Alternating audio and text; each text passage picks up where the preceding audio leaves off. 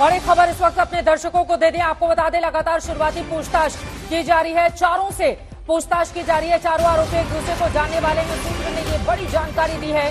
संसद के बाहर और अंदर दो लोगों की ओर से हंगामा किया गया। चारों एक दूसरे को जानते हैं, सोशल मीडिया के जरिए एक दूसरे से मुलाकात की थी, फिर बाकायदा प्लान किया और प्लान के बाद अमली जामा पहनाने में कामयाब रहे। जरा सोचिए, इनको जरा भी डर इस बात का नहीं था कि चारों तरफ सुरक्षा होती है।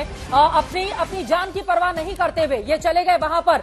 अब इनका मकसद क्या था, ये जानना बेहद जरूरी है। अरविंद ओझा हमारे संवाददाता जुड़ चुके हैं ज्यादा जानकारी के साथ। अरविंद, ये खबर आपने ब्रेक की है, चारों आरोपी एक दूसरे को जानते हैं, सूत्रों ने ये जानकारी दी है। इनका मकसद क्या था, क्या इस बारे में कोई भी जानकारी मिल पाई है अरविंद?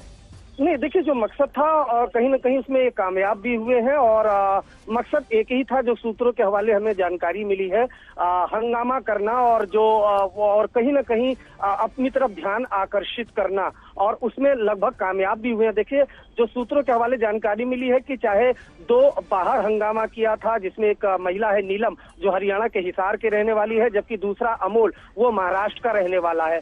दूसरी तरफ जो अंदर जिन्होंने हंगामा किया, जिसमें एक सागर नाम आ रहा है, एक का नाम आ रहा है दूसरा का नाम मनोरंजन आ रहा है, ये सभी एक दूसरे को जानते हैं और सोशल मीडिया के जरिए ही एक दूसरे से ये जुड़े थे और उसके बाद पूरी ये प्लानिंग की गई।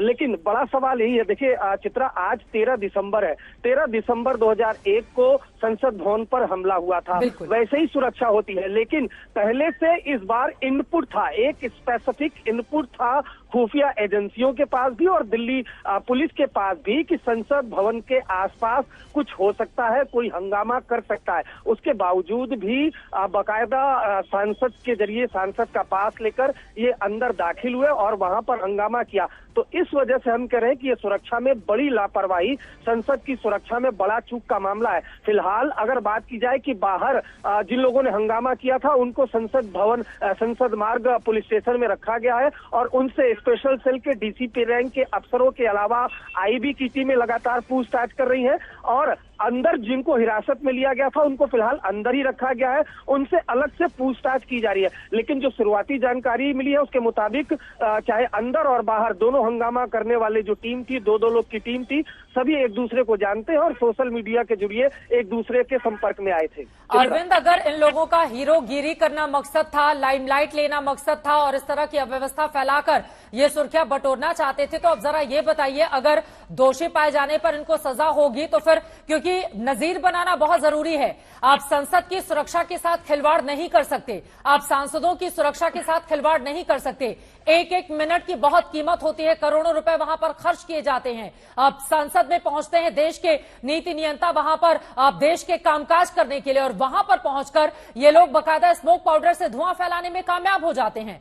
तो इसको इतने हल्के में भी नहीं लिया जा सकता है। अब आगे अगर इनका मकसद लाइमलाइट लेना भी होगा तो इनको कड़ी से कड़ी सजा मिलेगी, ताकि दोबारा इस तरह की हरकत और हिमाकत करने की कोशिश कोई कर नहीं पाए। अरविंद, नहीं, बिल्कुल, देखिए, ये तो गंभीर मामला है। आप तब देखिए, आज ये बार हम ये कह रहे हैं कि आज तारीख क्या है, आज है 13 दिसंबर 2001। तकरीबन 22 साल पहले इसी तरीके से जैश के आतंकियों ने सिक्योरिटी ब्रीच किया था, एम्बेसडर कार ली थी, जिस तरह की एम्बेसडर कार उन दिनों सांसद लेकर आते थे, सांसद का स्टिकर लगा हुआ था और कहीं न कहीं सुरक्षा को भेजते हुए, सिक्योरिटी ब्रीच करते हुए संसद भवन के अंदर दाखिल हुए थे। और ये जो चार लोग हैं, इन्होंने भी सेम पैटर्न यूज किया है, मॉड्यूल यूज किया है, बाकायदा जो सांसद है उनसे पास लिया है और पास लेकर अंदर दाखिल हुए।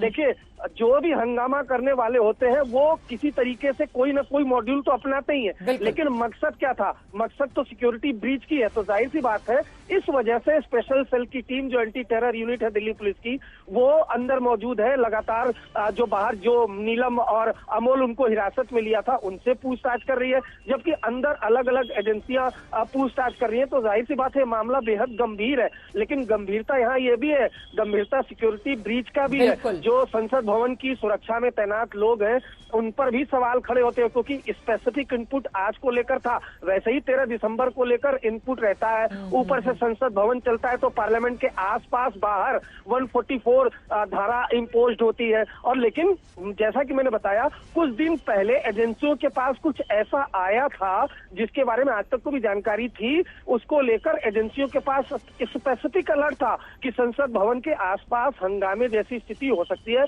कुछ लोग हंगामा कर सकते हैं। इस वजह से सुरक्षा व्यवस्था तैनात थी। बाहर हंगामा होना तो आए दिन हम देखते हैं, लेकिन अंदर संसद के अंदर पहुंचकर हंगामा करना, ये तो अपने आप में काफी चौंकाने वाली घटना है। और इसी वजह से एजेंसियों ने इसको काफी गंभीरता से लिया हुआ है और लगातार दोनों से पूछताछ कर रही है। लेकिन शुरुआती जो जानकारी मिली है हमें जो सूत्रों के हवाले से, कि सभी, चाहे अंदर 2 लोग जिन्होंने हंगामा किया और बाहर जिन्होंने हंगामा किया, ये सभी लोग एक दूसरे को जानते हैं और सोशल मीडिया के जरिए एक दूसरे से संपर्क में आए थे। ये किसी बड़ी वारदात को भी अंजाम देने में कामयाब हो सकते थे, जिस तरह से ये भीतर दाखिल होते हैं और उसके बाद हंगामा करते हैं। ये तस्वीरें आपको दिखा रहे हैं, देखिए शूज के भीतर किस तरह से स्मोक पाउडर लेकर वो दाखिल हुआ था। और उसके बाद ये लोकसभा के भीतर की तस्वीरें हम आपको दिखा रहे हैं। लोकसभा के भीतर अपने जूते में छिपाकर, जरा सोचिए, जूते के अंदर छिपा कर रखा था स्मोक पाउडर और उसके बाद जूते को खोलता है स्मोक पाउडर, उसके बाद चारों तरफ लोकसभा में धुआं धुआं हो जाता है। यानी कि पूरी तरह से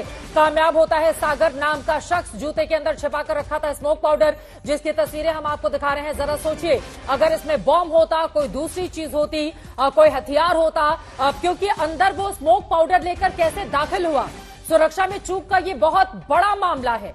इसको आगामी दिनों में यकीनन इस रूप में भी देखा जा सकता है कि वहां पर संसद की कार्रवाई चलती है, प्रधानमंत्री समेत तमाम सांसद जो देश के अलग अलग हिस्सों से आकर मौजूद होते हैं, वहां पर एक शख्स आसानी से कैसे दाखिल हो सकता है। आपके शूज से लेकर, बेल्ट से लेकर, घड़ी तक की हर चीज की चेकिंग की जाती है। वहां पर अगर एक शख्स स्मोक पाउडर लेकर जूते के भीतर दाखिल हो जाता है और उसको पकड़ नहीं पाती हैं वहां पर जितनी भी एजेंसियां सुरक्षा में तैनात होती हैं, तो फिर यकीनन उनको दोबारा से सोचना होगा कि सुरक्षा को और किस तरह से पुख्ता किया जाए और कौन कौन से लोग उस समय तैनात थे जिस समय ये लोग भीतर दाखिल होते हैं और फिर वहां पर सुरक्षा की चेकिंग की जाती है।